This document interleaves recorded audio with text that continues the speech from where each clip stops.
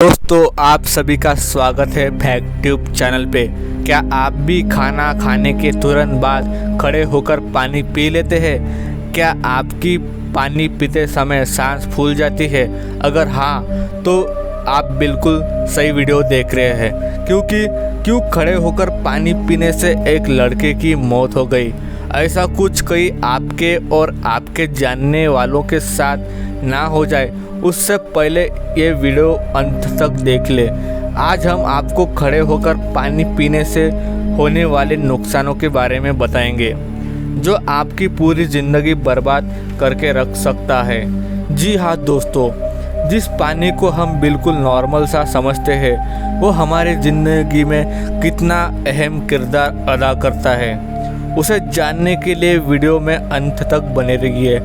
दोस्तों, स्पोर्ट्समैन से लेकर आपके आसपास मौजूद जितने भी लोग हैं, उनमें से अधिकतर आपको खड़े होकर पानी पीते हुए ही मिलेंगे, और हमें पूरा विश्वास है आप में से अधिकतर लोग खड़े होकर पानी पीते होंगे।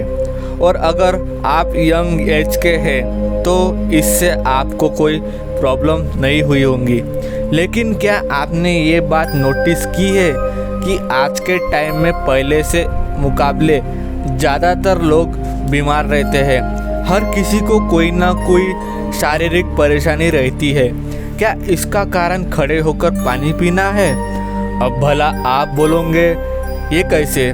तो दोस्तों, इसके लिए कोई प्रॉपर रिसर्च तो नहीं की गई है, लेकिन हाँ, आयुर्वेद के हिसाब से खड़े होकर पानी पीना नहीं चाहिए।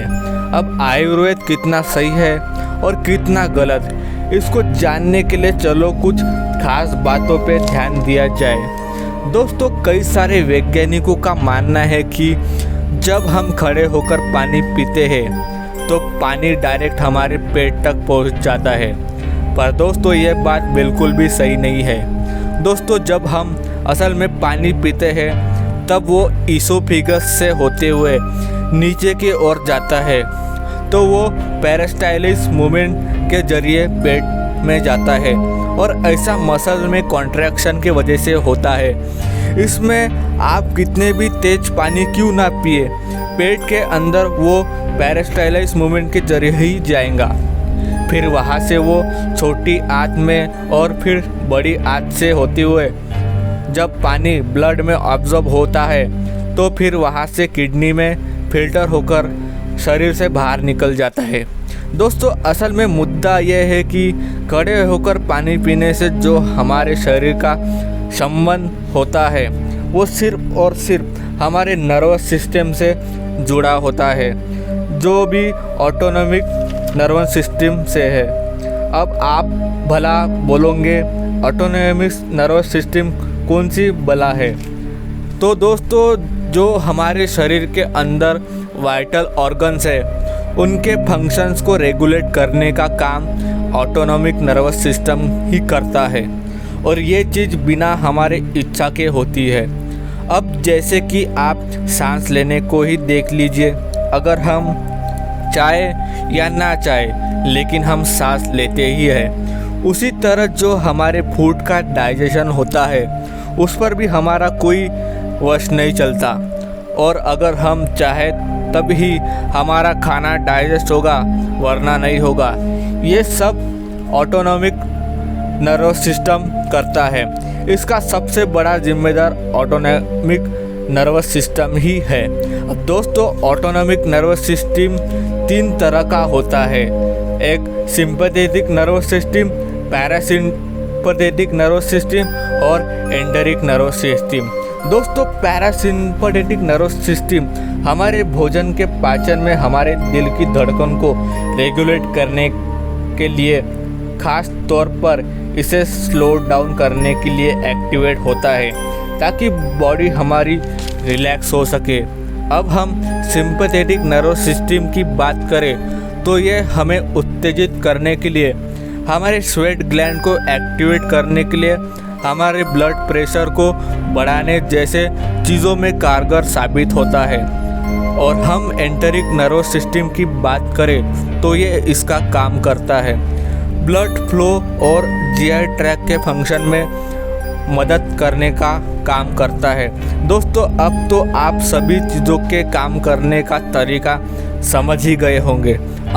अगर हम आपको एक रिसर्च के बारे में बताएं जिसे ऑटोनोमिक फेलियर पेशेंट पर ट्राई किया गया था, उसके मुताबिक जब भी कोई व्यक्ति पानी पीता है तो उसका सिंपैथेटिक नर्वस सिस्टम एक्टिवेट हो जाता है, जिसकी वजह से हमारा स्पाइनल रिफ्लेक्सेस होता है।